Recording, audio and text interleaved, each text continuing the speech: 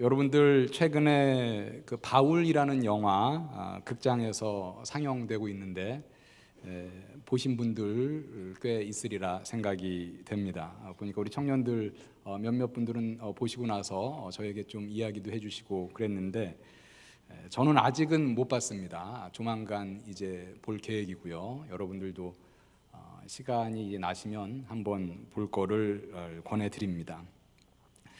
오늘 우리가 읽은 이 디모데전서 본문, 바울이 그의 제자이자 또 젊은 목회자였던 디모데에게 보낸 그러한 편지입니다. 바울은 순회 전도자로서 에베소에서 3년간 목회했습니다. 그리고 나서 에베소를 떠나면서 디모데에게 그 목회를 맡겼습니다. 오늘 본문에서도 바울은 디모데가 있는 에베소에 좀 빨리 방문하고 싶지만 언제 방문할 수 있을는지 그때를 알지 모르기 때문에 이 편지에서 어떻게 목회해야 할지에 대해서 지도를 하고 있습니다. 그래서 우리가 디모데전서, 디모데후서, 또 디도서 이런 편지들을 목회서신 이렇게 부릅니다. 오늘 본문 14절과 15절을 좀 보시죠. 내가 속히 내게 가기를 바라나 이것을 내게 쓰는 것은 만일 내가 지체하면 너로 하여금 하나님의 집에서 어떻게 행하여야 할지를 알게 하려 함이니 이 집은 살아계신 하나님의 교회요 진리의 기둥과 터니라. 이 말씀에서 우리는 교회가 무엇인가에 대해서 들을 수 있습니다. 바울은 먼저 교회를 하나님의 집이다 이렇게 말을 합니다. 너로 하여금 하나님의 집에서 어떻게 행하여야 할지를 알게 하려 함이니. 하나님의 집은 고대 이스라엘 백성들에게는 매우 익숙한 표현이었습니다. 구약에서는 하나님의 집이 예루살렘에 있는 그 하나님의 성전을 지칭하는 말이기 때문입니다. 예루살렘 성전을 우리가 하나님의 집 이렇게 부를 때 이 표현 안에 들어있는 가장 중요한 의미는 하나님의 임재가 있는 곳이다 라는 것입니다. 즉 성전은 무엇이냐? 하나님의 집인데 하나님의 집, 바로 하나님의 임재가 있는 곳이다 라는 것이죠. 여러분, 구약의 성전은 지금 신약시대의 교회와 달리 딱 하나 있었죠. 예루살렘에 딱 하나 있었고 그것이 이제 하나님의 집이라고 불렸습니다. 하나님의 집이니까 그 집에 하나님이 계신다, 임재하신다 라는 것은 지극히 당연한 귀결일 것입니다. 열왕기상 8장에 보면 솔로몬이 성전을 다 건축한 이후에 하나님께서는 성전에 하나님의 영광에 충만한 임재를 성전에 가득한 구름으로 보여주시기도 하셨습니다. 이스라엘 백성들은 참으로 하나님의 성전을 사모했던 그러한 백성들이었습니다. 그래서 시편 84편 10절에서는 이렇게 노래합니다. 주의 궁정에서의 한 날이 다른 곳에서의 첫날보다 나은즉 악인의 장막에 사는 것보다 하나님의 성전 문지기로 있는 것이 좋사오니.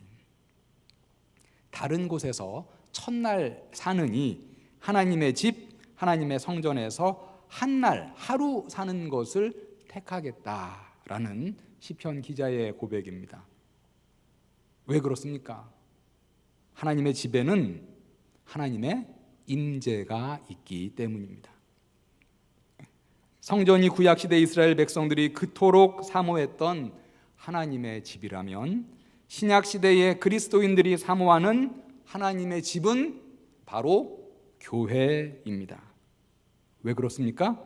이 교회는 하나님의 집으로서 하나님의 임재가 있는 곳이기 때문입니다. 교회는 성전과 다르게 건물이 아니죠.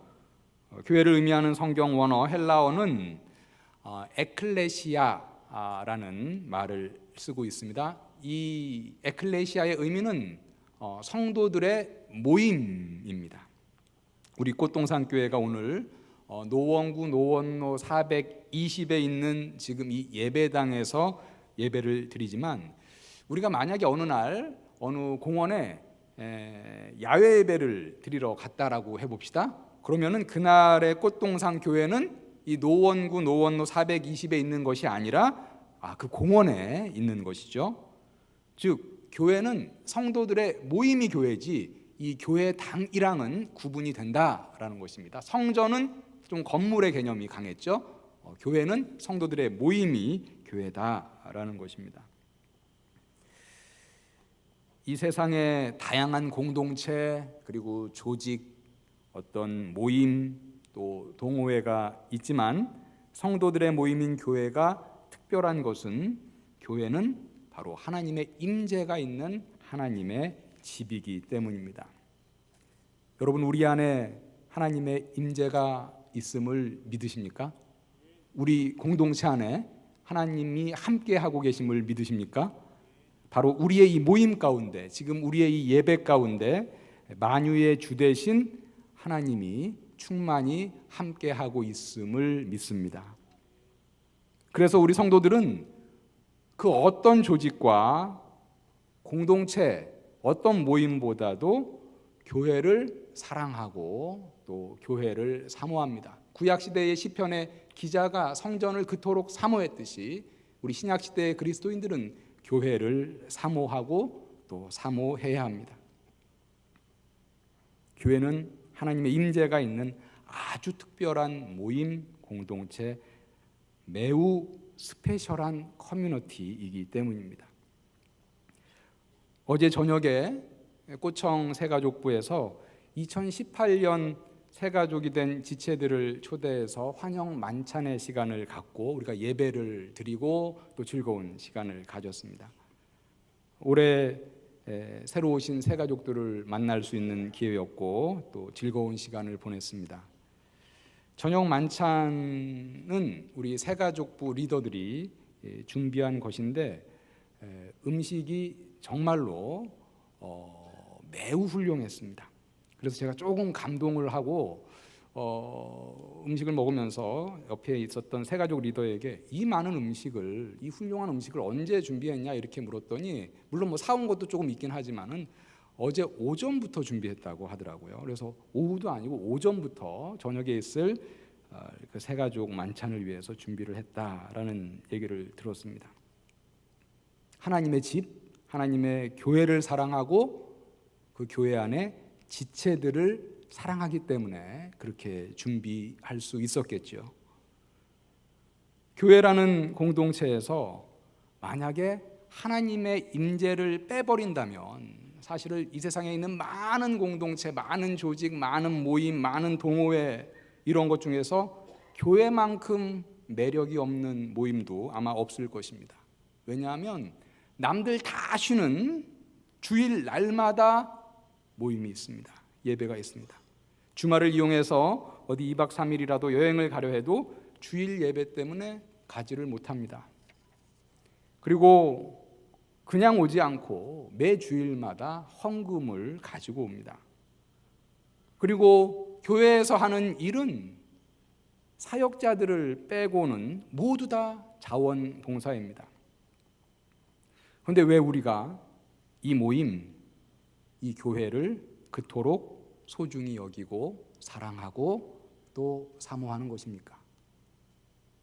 바로 이 성도들의 모임, 교회는 하나님의 임재가 있는 하나님의 집이기 때문입니다.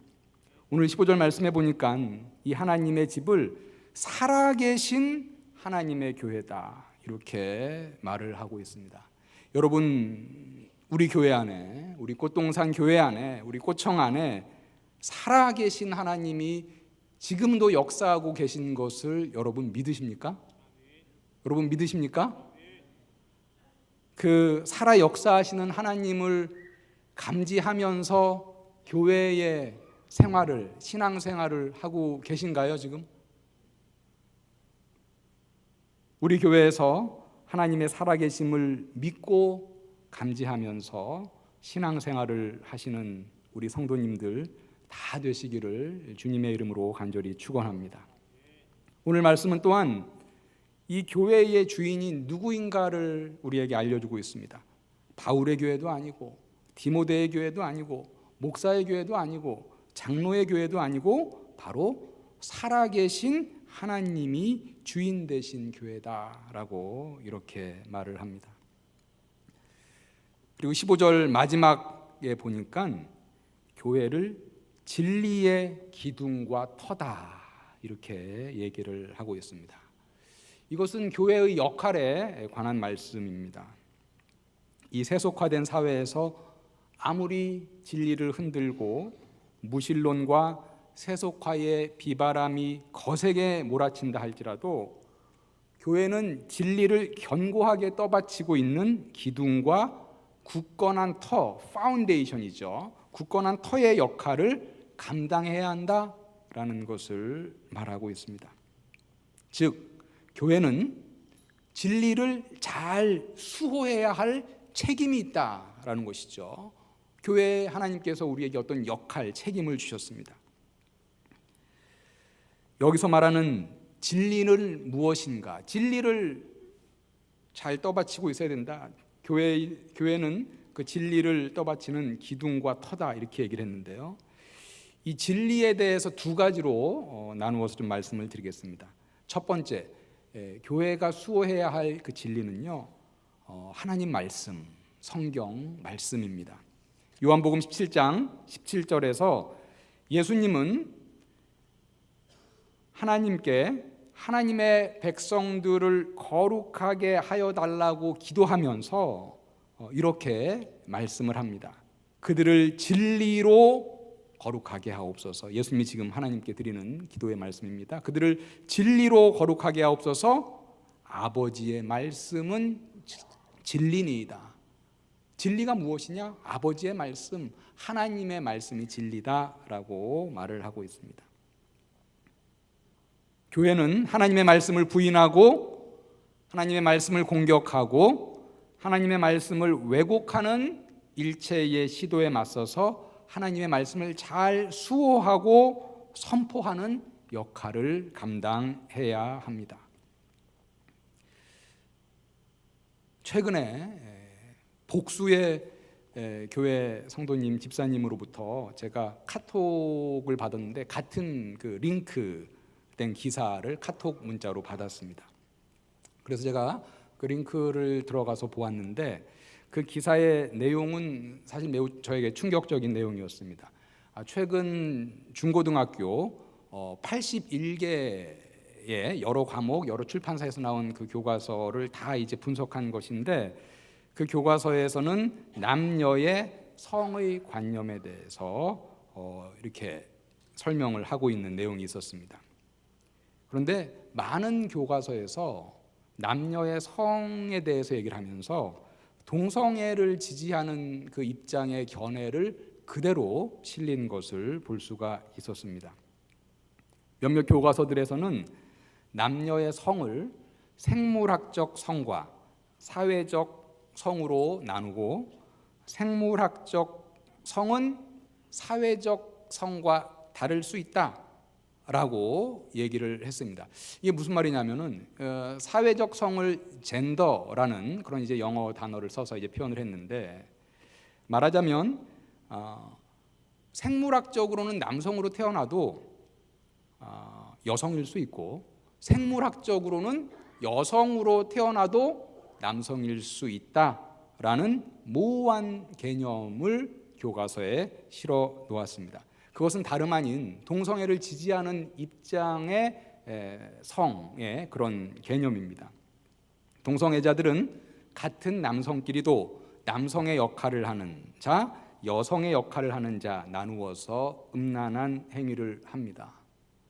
사회적 성은 생물학적 성과 다를 수 있다라는 것을 우리 지금 중고등학교 교과서 많은 교과서에서 그렇게 말을 해놓고 있다라는 것이죠. 성경에서는 성의 개념에 대해서 분명하게 얘기를 해주고 있습니다. 이러한 동성 간의 어떤 행위, 음란한 행위, 창조 섭리에 어긋난 가증한 죄다라고 분명하게 우리에게 말을 하고 있습니다. 너는 여자와 동침함 같이 남자와 동침하지 말라. 이는 가증한 것이니라. 레위기 28장 22절의 말씀입니다. 이 때문에 하나님께서 그들을 부끄러운 욕심에 내버려 두셨으니 곧 그들의 여자들도 순리대로 쓸 것을 바꾸어 영리로 쓰며 그와 같이 남자들도 순리대로 여자 쓰기를 버리고 서로 향하여 음욕이 부릴 듯하며 남자가 남자와 더불어 부끄러운 일을 행하여 그들의 그릇됨에 상당한 보응을 그들 자신이 받았느니라. 로마서 1장 26절과 27절의 말씀입니다. 이렇게 성경의 진리와 정면으로 배치되는 것에 관하여 교회는 목소리를 내어서 진리를 수호할 책임이 있다라는 것입니다. 성경의 진리를 직접적으로 공격하고 왜곡하는 거짓 교사와 이단들에 대해서 교회는 진리를 바치는 기둥과 터의 역할을 역시 담대하게 감당해야 하겠습니다. 두 번째, 교회가 진리의 기둥과 터의 역할을 해야 한다라고 할 때 그 진리는 바로 예수 그리스도입니다. 우리가 너무도 잘 아는 요한복음 14장 6절에서는 예수께서 본인이 바로 진리이다라고 우리에게 말씀해 주셨습니다. 내가 곧 길이요 진리요 생명이니 나로 말미암지 않고는 아버지께로 올 자가 없느니라. 교회는 예수 그리스도에 관한 진리를 수호하는 역할을 감당해야 합니다. 예수 그리스도의 존재, 예수 그리스도의 사역, 예수 그리스도의 말씀에 대한 공격에 맞서서 하나님의 아들이시며 우리의 구원자 되신 예수 그리스도에 관한 진리를 수호하고 이단에 맞서 진리를 지켜내는 역할, 하나님이 교회에게 주신 또 하나의 역할입니다. 이때까지 우리가 교회에 대해서 오늘 말씀이 증언하는 바를 여러분들에게 말씀을 드렸는데요.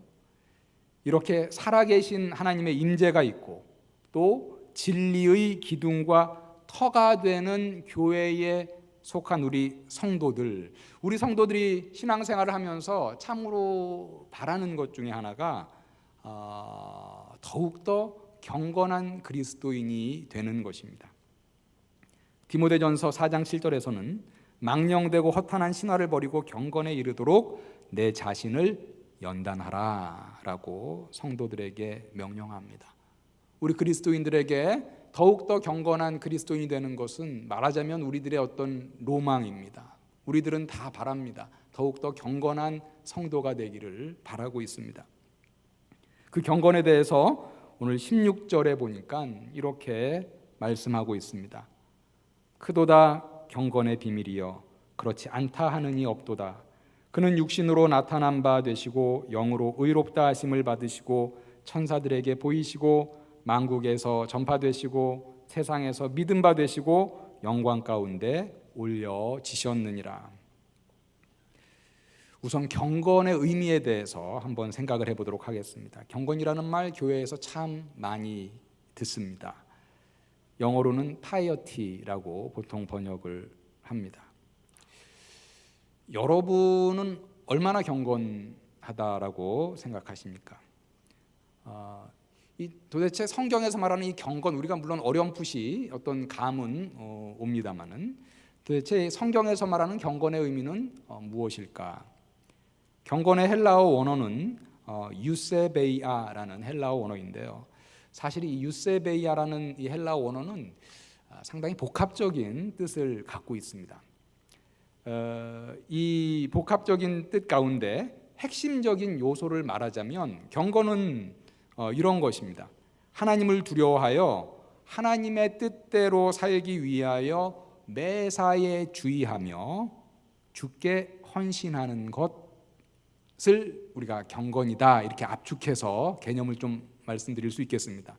즉 경건한 사람이란 누구냐? 하나님을 두려워하여 하나님의 뜻대로 살기 위하여 매사에 주의하며 주께 헌신하는 자를 우리가 경건한 자다. 이것이 성경에서 말하는 경건의 개념입니다. 16절을 읽는 독자들은 크도다 경건의 비밀이여 이렇게 말을 하고 난 이후에 어떤 경건에 이르는 비법을 예상하면서 나머지 부분을 읽을 것입니다. 그런데 경건의 비법으로 그 크도다 경건의 비밀이여 이후에는 무엇을 얘기하느냐? 예수 그리스도는 누구인가에 대해서 6가지로 예수 그리스도에 대해서 소개를 하고 있습니다.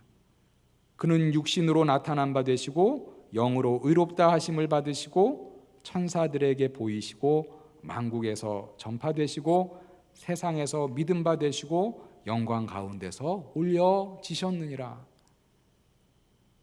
이게 무슨 말입니까? 경건의 비밀은 무엇이냐? 우리가 어떻게 해야지 경건에 이를 수 있느냐? 경건의 비법은 무엇이냐? 오늘 말씀에서는 경건의 비밀 예수 그리스도다 이렇게 말하는 것입니다. 이 말씀은 우리가 경건한 삶을 살아가는 이유는 예수 그리스도 때문이며 경건한 삶을 살아가는 동력은 예수 그리스도에게서 나온다라는 것을 말하고자 하는 것입니다.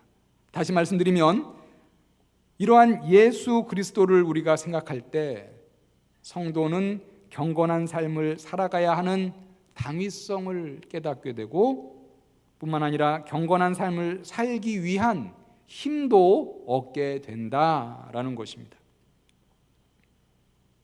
여러분, 신실한 그리스도인으로 더욱더 경건하게 살아가시기를 원하십니까? 예수 그리스도를 깊이 묵상하시기를 바랍니다. 그래서 히브리서 3장 1절은 우리에게 이렇게 말씀을 합니다.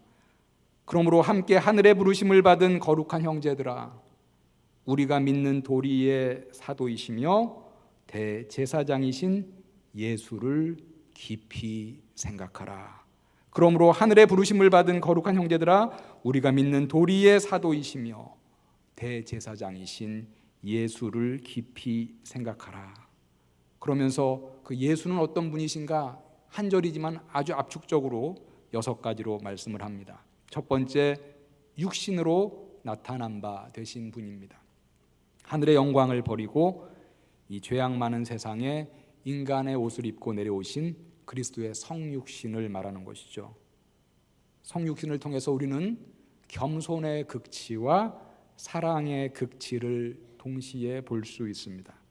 우리를 너무나 사랑하셨기 때문에 주님께서는 인간의 몸을 입고 가장 겸손하게 이 땅에 오셨습니다. 두 번째는 영으로 의롭다 하심을 받으신 분이십니다. 이 말씀은 조금 설명이 필요한데요. 성령께서 예수 그리스도를 의롭다라고 인정하시고 부활하게 하셨다라는 의미입니다. 로마서 1장 3절과 4절에 보니까 예수님에 대해서 이렇게 말씀합니다. 육신으로는 다윗의 혈통에서 나셨고 성결의 영으로는 죽은 자들 가운데서 부활하사 능력으로 하나님의 아들로 선포되셨으니, 예수님의 부활은 예수 그리스도가 하나님의 아들임을 선포한 것이다 이렇게 얘기합니다. 그런데 예수 그리스도의 부활은 예수 그리스도가 하나님의 아들임을 선포한 것뿐만 아니라 예수 그리스도의 의로움을 또한 선포한 것이기도 합니다. 두 번째 말씀한 게 그것이죠. 영으로, 성령으로 의롭다 하심을 받으신 분이십니다. 증거는 바로 의롭다 하심을 받았기 때문에 예수께서 부활하셨다라는 것입니다. 세 번째는 예수 그리스도에 대해서 천사들에게 보이신 분이다 이렇게 말을 하고 있습니다. 사도행전 1장 10절은 부활하신 예수 그리스도가 승천하실 때 흰옷 입은 두 천사가 예수님을 호위하였다라고 말하고 있습니다. 네 번째, 예수 그리스도는 만국에 전파되신 분이십니다. 예루살렘에서 퍼지기 시작한 예수 그리스도의 복음은 많은 핍박 가운데에서 정말 성령의 강권적인 역사가 아니면 만국에 퍼질 수 없는 그런 상황이었죠. 성령의 강권적인 역사 가운데 세계 만방에 전파가 되었습니다. 다섯 번째, 예수 그리스도는 이렇게 전파되셨을 뿐만 아니라 많은 이들에게 믿은 바가 되었다라고 얘기를 하고 있고, 그리고 마지막 여섯 번째, 예수님은 영광 가운데 하늘로 승천하신 분이다라고 얘기를 하고 있습니다. 이렇게 참으로 놀라운 분, 하늘의 영광을 다 버리고 육신으로 이 땅에 오셔서 십자가에 죽으셨다가 의롭다고 인정받아서 3일 만에 부활하시고 천사의 호위 가운데서 승천하시고, 그 당시에 신흥 이단으로 취급되어서 모진 핍박을 받았음에도 불구하고 결국은 온 세계에 전파되고 많은 이들이 믿게 된 예수 그리스도를 묵상할 때 어떻게 경건하지 않을 수 있겠는가? 이것이 지금 사도 바울의 논조입니다. 경건할 수 있는 비밀은 이렇게 놀라운 예수 그리스도를 다시 한번 묵상하는 것이다 라는 것입니다. 그럴 때 그분 앞에서 경건할 수밖에 없다라는 것입니다. 여러분의 경건 생활이 흐트러져 있다고 생각이 되시면 이렇게 놀라운 예수 그리스도를 다시 한번 곰곰이 묵상하시면서 그리스도 앞에서 여러분의 흐트러진 경건을 바로 잡아 가시기를 바랍니다. 오늘 말씀에서 크게 교회와 경건 두 가지를 말씀드렸습니다. 성도들의 모임인 교회는 하나님의 집이다 이렇게 말씀을 하였습니다. 하나님의 집이라는 것은 구약의 성전처럼 하나님의 임재가 있는 곳입니다. 이것이 바로 교회를 다른 공동체와 구별짓는 특징이고, 이것 때문에 우리가 교회를 그토록 사모합니다. 거듭거듭 말씀드리지만 우리가 모여있는 이 예배 가운데 하나님이 우리와 함께 충만히 임재하고 있음을 믿습니다. 그래서 우리가 이 예배 시간을 그토록 사모하고 우리가 이 예배 시간을 그토록 소중히 여기는 것입니다. 사랑하는 우리 꽃동산 교회 성도 여러분들, 우리 교회에서 하나님이 하나님이 연결해 주신 우리 꽃동산 교회 안에서 우리 성도들 하나님의 임재를 더욱더 체험하시고, 그리하여서 마음으로부터 교회를 더욱더 사모하고 사랑하는 성도님들 다 되시기를 주님의 이름으로 축복합니다. 또한 교회는 진리의 기둥과 터라 말씀하였습니다. 우리 교회는 예수 그리스도에 대한 진리와 하나님의 말씀의 진리의 수호자와 선포자의 역할을 더욱더 충성되이 감당하기를 간절히 바랍니다. 그리고 이 영광스러운 교회의 지체가 된 우리 성도들은 하나님의 명령을 따라 늘 경건에 힘쓰라고 오늘 말씀은 말합니다. 하나님을 두려워하여서 하나님의 뜻대로 살도록 매사에 주의하며 주께 헌신하는 경건에 더욱더 힘쓰시는 우리 성도님들 다 되시기를 바랍니다. 그 경건의 비밀은 무엇이냐? 오늘 말씀에서는 그 경건을 실천하는 비밀은 다름 아닌 예수 그리스도다라고 얘기를 하고 있습니다. 예수 그리스도를 묵상함에 경건의 비밀이 있다라고 얘기하고 있습니다. 나를 너무나 사랑하셔서 친히 이 땅에 내려오셔서 십자가에 달려 죽으셨지만 그의 의로우심으로 3일 만에 부활하신 예수 그리스도, 천사들의 호의를 받으며 승천하시고 많은 핍박이 있었지만 그 핍박 가운데서 세계 만방에 전파되시고 많은 이들에게 믿음 받으신 참으로 놀라운 예수 그리스도, 이 예수 그리스도 앞에서 여러분들 더욱더 경건하여 지셔서 하나님이 기뻐하시는 경건의 그리스도인으로 살아가시는 우리 꽃동산의 모든 성도님들 다 되시기를 주님의 이름으로 간절히 축원합니다.